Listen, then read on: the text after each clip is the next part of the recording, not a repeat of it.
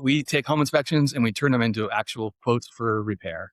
Not an estimate, not a ballpark, not a range. These are actual bindable quotes where we also have contractors who are part of our network, licensed, bonded, insured. We provide the quote, we handle the scheduling, the payment, the any customer service concerns, and probably most importantly, we verify the repairs were done before the payment is made to the contractors. Welcome to the Inspection Empire Builder podcast. On today's episode, we're talking about, hey, you found it broken, but who's supposed to fix it?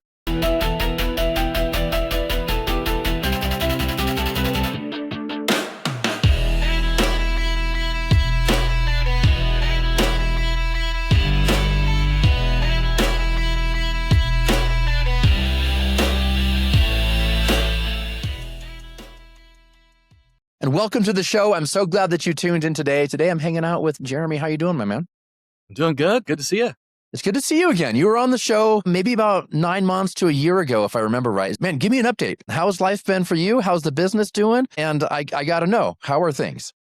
Yeah, well, probably right around that time, we really started getting intentional about going after home inspectors. And that led us into the IEB group. And, not that we don't love agents, we all do, but, we really have focused on the inspection world. And it's been really good for us. And so, yeah, we've been growing well. Things are looking good. And even though this market's kind of soft, we're still growing through it and having a good time. Yeah, that's awesome. I love to hear that. And so, obviously we've connected before, but for the audience, maybe there's somebody that has never heard of you. And so, what is Quick Fix, and what are you doing, and how does it help a home inspector? Yeah, what we do, we take home inspections and we turn them into actual quotes for repair. Not an estimate, not a ballpark, not a range. These are actual bindable quotes where we also have contractors who are part of our network, licensed, bonded, insured. We do everything. So we provide the quote, we handle the scheduling, the payment, any customer service concerns, and probably most importantly, we verify the repairs were done before the payment is made to the contractor. So, their expectation is it needs to pass your re-inspection if you were to go back out. And if it doesn't pass that, then no go. So they won't get paid. But that's what we do. So home inspectors, it's a great outlet for them, for that client or that agent who says, well, how much does that cost? Who do you know? Can you tell me more? Give me a number. I just need a ballpark. I won't hold you to it. All that stuff.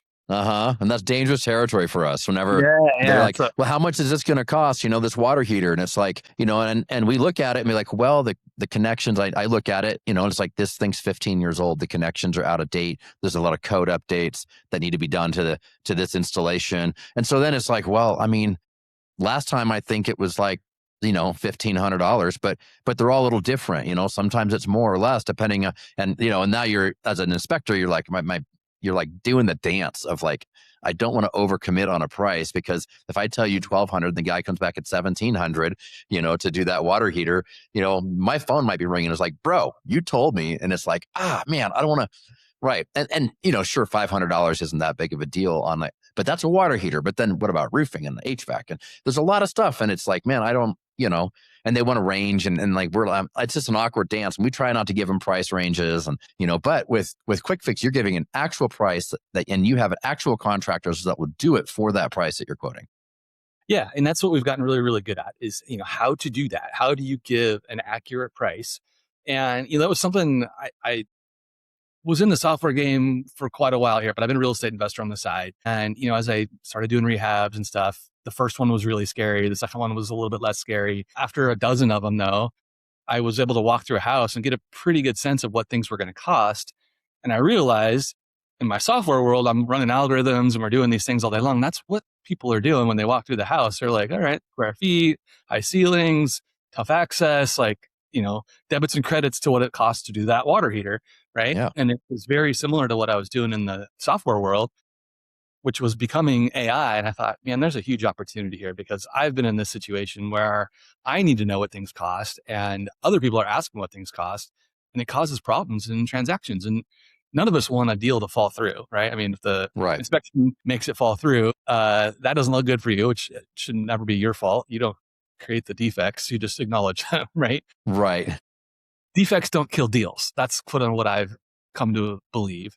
You just need to have a firm, accurate quote of what it takes to correct it and people to do it at that price. And so, that's what we've really focused on. That's what we've gotten really good at. And our AI that is customized to what we do has gotten really sharp at it. That is super cool. I mean, that really does solve like a need that all of us deal with in the inspection world. And and so that's really fascinating. And so how does it work, right? So I inspect this house, people are like, well, what's that going to cost? And then I say, well, I can connect you with a company that can do this. Yeah. How's that connection process work? How long before they get a quote? Yeah, and then what's in it? Like, what's in it for me? Like, as the inspector, like, just be honest. Like, because it could be just like, I don't want to deal with this. Like, I don't know. Good luck, and just I don't even want to deal with the noise, right? So, is it friction free? Like, what's in it for me that I'm even going to be doing this? Other than like, I'm helping my clients, I guess, but like, I don't know. Yeah, tell me more. So there's a couple different options. Some of it is based on the regulations in the state. So, some states view the home inspector relationship differently, and they can't make $1 off of an inspection other than the fee to do the inspection, right? So, Right. So we have different programs for different areas, and I'll kind of, there's just a couple of different ones that make sense. We see in some markets where the inspector will put a link to us in the email that goes out that says, here's your report. If you have any questions about pricing, we don't do that, but this company does. Here's the link to them and maybe a discount price on that. In some other places, we do exactly that. We charge $80 retail. And so we let the IEB home inspectors charge even less than that. And then if it's allowed, we'll let them keep part of that revenue off of the inspection fee. It ends up being an extra $25 a home inspection kind of thing. Yeah. We have other markets where the inspectors have seen an opportunity or had a desire to raise their pricing for inspections. And so they'll raise their price maybe $50 per inspection, but include a quote from Quick Fix as a part of that process. And so, we see all these different solutions. We're API capable, so you can connect this up through the API to just have a button even in your report that just sends this to us, and we can take care of it. All quotes come back in 24 hours or less. We have a rush option too that costs a little bit more. People use that every day as well because for whatever reason, some people wait till the last minute to try to figure these things out, and we're here to help. For the inspectors, depending on how you set up that program, it's really just a better experience because, you get to the kitchen counter or the driveway or wherever the end of the inspection is, and they start asking these questions. And instead of giving them I don't really know, I don't do that, I don't want to give you the wrong number, you can say, I don't do that, but these guys absolutely do. And they're going to answer all your problems. And, if you fill this out tomorrow, you'll have an answer the next day or faster. Right. 24 hours is really good turnaround. And that's possible. It's possible because of the AI, but there's a human in the loop. A human reviews every single one of these before it goes out the door. Well, that's good to know. Yeah, that's one of them. Any of these AI tools, they're all awesome, but you got to have humans in the loop if you're going to be really using it for something, especially in the real world. Right. Yeah, that's for sure. And so that also kind of addresses one of the frustration points, right? So, I'll recommend contractors. We do that occasionally on certain situations. Like here's a list of roofers or that I know. But what happens is, so a buyer takes our report and then they want to get prices. And oftentimes they just want to use that price to go beat up the seller to get a price reduction. Right. And so then these contractors that are local, they're like, it's a waste of my time to come out and give a quote because they're not actually going to hire me or anyone to fix this. They're just going to use my quote to go beat up the seller and negotiate back on pricing a little bit, which that's totally fine. That's normal. That's part of the deal. But with you guys, it's like, hey, you're not wasting a contractor's time and they can still get the pricing of what it's going to take to fix these things. And then they can go back and renegotiate. And then they might come back later and bite it off. But a lot of times they're like, well, here's $30,000 worth of stuff that needs to get done. So they negotiate a price reduction. Maybe they get $15,000 off. And then they move in and take the house as is. And then later they probably come back, right? And do you ever have that happening too? They come back to you like a week or two or a month or 6 months later? Absolutely. And that's why the contractors love being on our platform is they don't want to take the time to even make an effort to try to get this work at that time. Right. And so our system figures out who does want to do the work. And then when it's ready, they're ready to move forward. We put it right out there to them. So, it makes it relatively easy, I would say, to onboard new quality contractors in different markets who've, tried to build relationships with agents. They're hoping to get jobs, good jobs, big jobs, maybe remodel jobs. But often they'll get this phone call about this transaction. I need this tomorrow. We have a contingency we have to remove. Yep. You come out tonight, and then they don't get anything out of it. It's just a way that they end up, ultimately burning a lot of bridges with agents and contractors. And so, yeah, they do. A solution to that, right? And That is a great solution. Yeah, but it's so true. Like contractors get burned and they're like, I don't want to work with realtors anymore because all they're doing is using me to come out and give them a price so they can beat up the seller, and they're not going to use me to actually do the work. Like I get that feedback all the time. And so then the realtors are like, we need someone to give a price on this thing. And right. And they end up burning relationships. And then when they call back to that contractor, they're like, I don't want to talk to you because you waste my time too much, And and that's really like, I see that all the time. So this is a great solution because it fixes some of that relation. You're doing the lifting of the deal, the lifting of the part of it that people don't really want to do because of all that noise, really. Yeah. I mean, we look at it as, how do we create a win for everybody involved here? So, we remove liability from the home inspector. We answer the agent and their buyer's questions very quickly. That's what they want. And we suss out the ones that actually want to get work done when we reach out to the contractor. It's a sold deal by the time, we're reaching out to the contractor. It's, here's the water heater needs to be replaced. They're going to pay $1,700. Are you willing to accept that? And then we get a fee for managing that process of, handling it and setting it up. And then also, using our platform to verify the repairs were done right, verify the contracts are correct for the market that they're in, and protect, like contractor and client get protected the way you should. Right. And, how do you verify that the repairs are done correctly? So the contractor, to get paid, they have to submit images before and after. We have the home inspection, so we know what the before looked like from the inspector's point of view.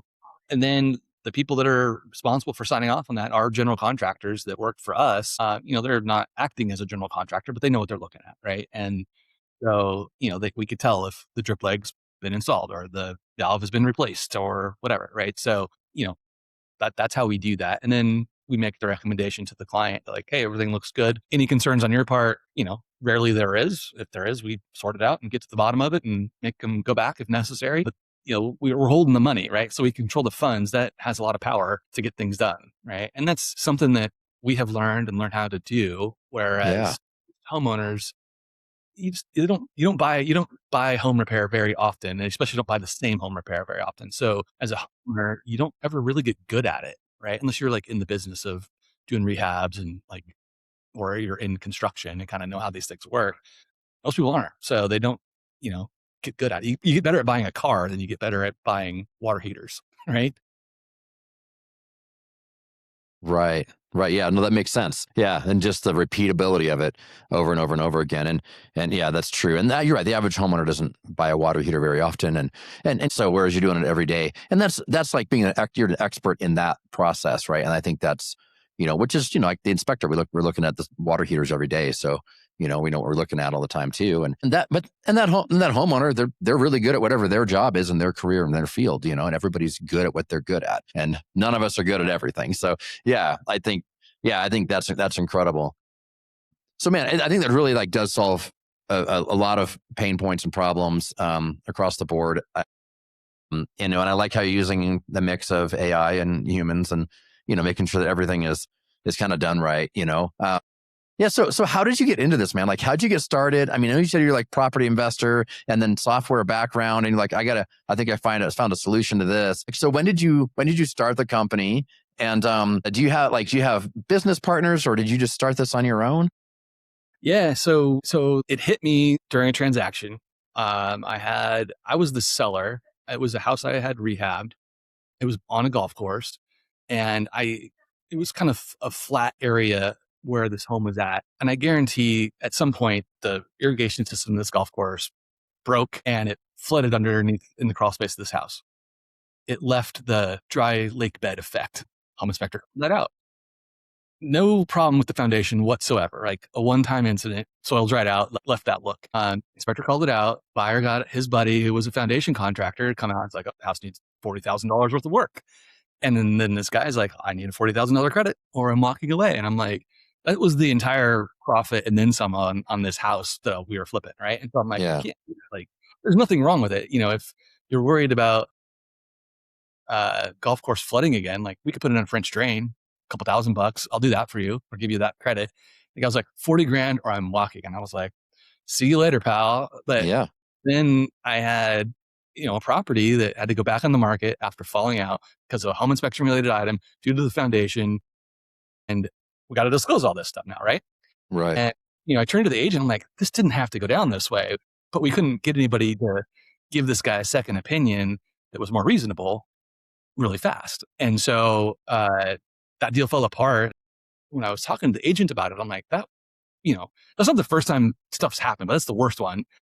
We got to come up with a solution. He's like, well, nothing exists. If you have a solution, I would have deals for you like every single week. And he's a successful agent here in the San Diego area. And I was like, My daytime job, though, was selling software to insurance companies. And we were helping underwrite cybersecurity deals. So I was in the cyber game early on. When you're buying insurance as a company or you're offering insurance as an insurance company and you're looking at, Neiman Marcus or Ford or whomever, it's hard to know how secure they are because you can't look at data like you can with property and like, well, how often does it have a hurricane or a flood or a fire or an earthquake? Right. Hundreds of years of data on that to be pretty good about predicting that in the insurance world. But when you look at cybersecurity, it's a new risk. It changes all the time. The technology is advancing all the time, creating other types of risk. So we had to come up with a completely different way to underwrite it. And it was AI before we had what we call AI is what it was, right? Predictive model, machine learning, acting like the threat guys would, and kind of trying to hack in without doing anything wrong. And just like looking at all this massive amounts of data, something only computers could understand because there was so much data. Yeah. Like really deep into that. And I'm looking at home inspections. I'm like, okay, they're different every time, but there's similarities, there's patterns. Their words aren't always the same. People call things different terms, but I know what they mean because I know this space enough. And I saw an opportunity there to use predictive modeling and becomes AI to just understand, like, however you want to describe the P-trap under the kitchen sink is leaking, the solution is replace the P-trap, right? Almost always. And so, but there's like a lot of different ways to say that's a problem. It turns out, right? So that's what we kind of, using that as one example. That's kind of what we set out to do and figure out how to do. And I had the the knowledge and the background to figure that out and do that. We launched in 2000. I live here in Southern California with a big family. We got 6 kids and a house to hold them all. So, I can't be eating pizza and sleeping on my buddy's couch while we build a tech startup company, right? Right. COVID hits. I'm like, oh man, company's growing, starting to work, but not enough to like afford them. So, I stay at the software company, keep working that other job for a couple more years while we just built this company on the side. I did that until about 3.5 years ago. So I've been building this full time for 3.5 years. Yeah.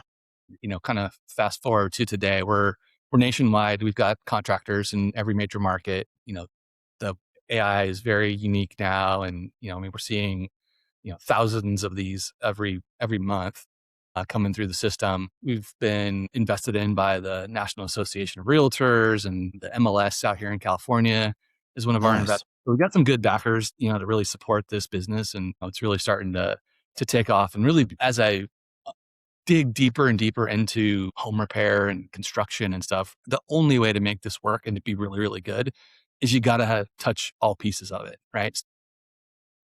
Handing out leads like Thumbtack and Angie's List do, selling that's glorified phone book, really, is all it really is. Right? Yeah.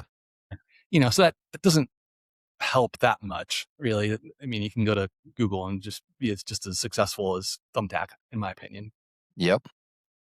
So we really tried to build the systems to, help both sides create a clean, accurate transaction that Yeah. everybody feel good about, right? And just be Well, the yeah, just like kicking leads out, like that's right. But what you're doing is you're connecting. I mean, you're managing the process. It's almost like I hate to be the guy that just says you're the Uber of whatever, but it does feel like it in the sense that, with Uber, they have subcontracted drivers. And when you're booking a ride on Uber, you don't know who you're going to get, but they're going to come and do the work and pick you up and drop you off. And then Uber has standards and ways that, things are operated within, and Uber holds the money, right? You pay Uber holds the money until the ride's done. And then once everything's finished, then the driver gets the pass-through money. But there's a lot of similarities in like a business model in that sense. And it's different than just kicking out leads, right? You're actually managing that process and then verifying the process was done the right way.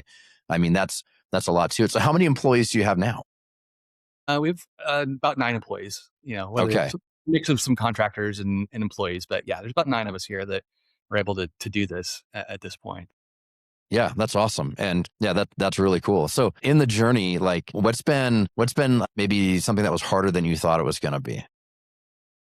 Well, so my, the kind of the concept came from me talking to a real estate agent that I was working with, right? Yeah. And in my sales career, you're the trusted advisor when you're the sales guy. So when you're buying a house, your agent, they're sort of your trusted advisor. So we first went really hard on agents, and spent most of our money going to agent related conferences and going out and sponsoring their events and speaking at, team meetings and broker meetings and all that kind of stuff. Right. And hiring people to go out and do more of that in different markets. And, it moves the needle. Right. Mm-hmm. But, especially the last couple of years with the number of transactions dropping significantly, a lot of the agents that we onboarded don't sell real estate anymore, or not as Yep. much. They do. And it just like, it was working, but it just wasn't working fast enough. And you're a small startup company, you got to go fast and find what works Yeah. or you're done. And so Yeah. 100%. we always worked with home inspectors too. One of the Philly Peller with real estate inspection companies out here in San Diego, I met him a few months into starting this company. So we always have worked with home inspectors, and he ultimately was kind of the intro into IEB and all that. We still kept focusing on agents, and that was the hardest thing, was to like pivot away from most of our effort on agents and putting most of our effort on home inspectors. And but man, it was definitely the right thing, but it was a hard, expensive lesson to learn. Going to all these conferences that they attend and hearing the right things, but it doesn't translate to revenue quite as fast as what we found here. So Nice. Yeah. Okay. So kind of retooling your marketing to target inspectors versus realtors, or at least adding inspectors to it, right? Yeah. Yeah. So the biggest thing there then is, really helping the home inspectors know how to answer the questions that the agents are going to ask them. Right. So, Yeah. cause there's some other AI companies that work in this space and will give you an AI estimate or a ballpark or a range. But that's it. Mm-hmm. That's all it is. It's But they're not, not going to actually get a contractor to go out and do the job. no. And so they don't Right. benefit from learning, is this actually the right fair price in that market? Do I need to tweak something? Yeah, you And can so just ask. Yeah, you can ask ChatGPT how much a water heater costs to repair, and they can give you a ballpark. And consumers do that now. That's what they don't need a company to do that for them. They literally they all do it. They open up Chat or Gemini or Claude or whoever they're using, Perplexity, and they open it up and they basically just say, "Hey, I need to get this. My water heater is this size and how much, or my furnace is this much and how much." And the internet gives you pricing, like ranges. Yeah, so that's not really you need more than that, in my opinion. that's one piece of the puzzle, right? Like Yeah, it's finding one piece. who's Yeah. available. Are they licensed? What does that mean? Are they insured? Does that matter? Is it, Mm-hmm. can you verify it? Like there's a bunch more steps to like all the way through to complete this one task of replacing the water heater, right? Most of the home inspections that we see will have 8 to 12 specialties involved if you really wanted to truly get a quote and fix everything, right? And Yep. so much more complicated than, prompt or two into an AI, chatbot kind of things. Mm-hmm. Like the questions that we speak to the inspectors about is, like you do the whole thing, there's a human in the loop. You can customize it. Uh, we make most of our revenue off of managing the work being done. So we're all aligned. We want this deal to close, and we want to get the work done and have them fix up the problems with this home so that they don't come up on the next home inspection when they sell it, right? That's that's kind of the other part of this is if you don't fix it now, it's either going to be more expensive or it's going to show up again when you go to sell. So why not deal with? Yeah. And it's probably going to get worse. Like, like the situation's going to get worse most of the time over time, and it's like, hey, the roof has a little bit of issues, and if you don't fix it, it's going to get worse and more expensive. And so you might as well get it done now. Yeah. And that's so true. And then there's some things like the lake bed effect under the house, right? That happened one time. That'll stay the same, but labor prices go up and everything goes up over time. Yeah. And there's things too where, I've seen this happen before. I don't think this is every agent, but I've definitely seen agents who, see the inspector says, well, this roof is, nearing the end of life. And so the buyer's like, well, should we get a quote to have it replaced? And the agent might say something like, well, it's not leaking. So I don't know, and it's like, well, I mean, I literally had that conversation just recently, the exact same one. I had the seller's agent calling me up and saying, you guys blew up this deal because you said, the roof was nearing the end of its life. And I'm like, okay, and so, and I was like, well, was it? And he's like, well, I don't know. It wasn't leaking. And I was like, well, okay. The house is 22 years old. It's the original roof and the type of shingles. It wasn't shingles. I live in the Southwest, so it was like a torch down, bitumen rolled roofing, right? And so on a flat roof house. And so that stuff lasts maybe 15 years and 12, 15 years, something like that. And it's 20 something years old. And so I broke it down for him. I was like, well, that material in this situation, it's a 12 to 15 year span and it's 22 years old. I said, how can I not say that it's near the end of its life? And they get all mad at me about it. And it's like, yeah, you probably do need to consider that this roof is going to need to be replaced in the near future. Yeah. And, I totally agree with that. And I think if you're think of a building like this, a commercial building, the buyer of this building, they have it inspected and they go, okay, 15 years, this place is 13 years old, let's say, we should probably figure out what that costs and put it in the budget as part of, how we operate this building, right? Yep. We can plan to have it replaced in another 4 or 5 years or something. Part of ownership, right? It is. Residential doesn't quite think that way. They don't. Yeah. But it would be better if they did.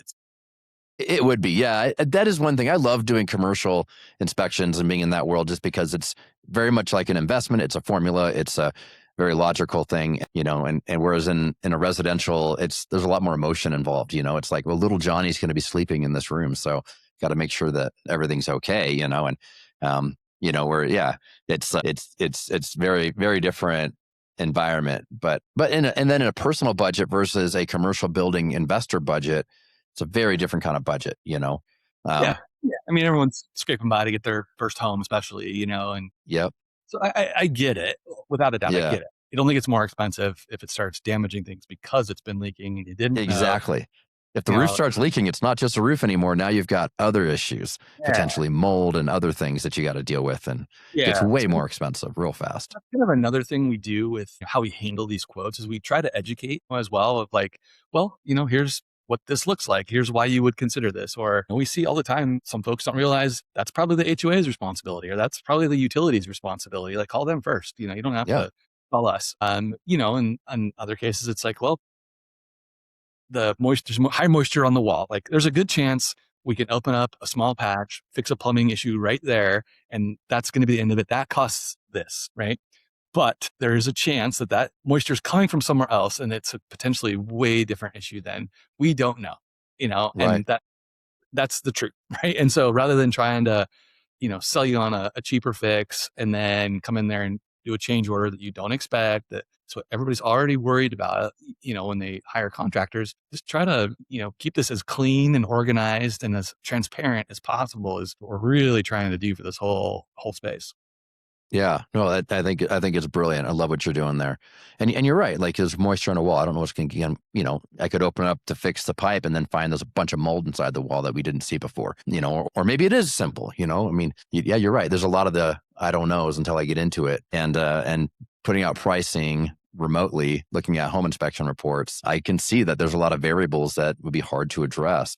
So if you send out, you send out the quote of here's what it costs to fix this stuff.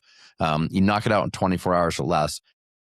If they have questions, if the buyer has questions, do you guys, how do they ask questions? Is it like an email thing? Do they call in?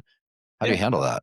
So the platform and the quote are interactive, right? So they can come, they log in, they can add, if the buyer gets it from us, they can add their spouse, they can add their agent, and they can add the selling listing side if they wanted to.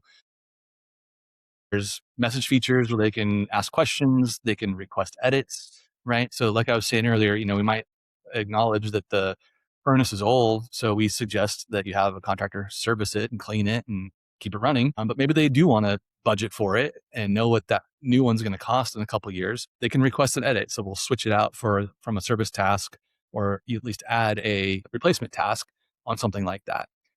So it's very interactive, right? And there's always every day, quotes from the last several weeks coming in that have questions, that want to see some changes, that want to, refine it a little bit more. And they can also, we can limit the quote to just the things that they want. So, if you have a repair list or something like that, or they make a repair list, we can limit it to just that. They can also use our software to, sort of select the items that they want. That then can become a downloadable PDF that they can use to negotiate. It all ties back to the inspection report.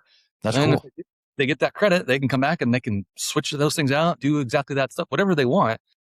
They can get that work done when they move in, and then it lives there. So if they'll come back, they're like, hey, you know what? We didn't care about the gutters being dirty because it was summer and not raining yet, but now we think it's time to get to the gutters, and they can come back and we'll clean the gutters or install gutters or whatever it might be.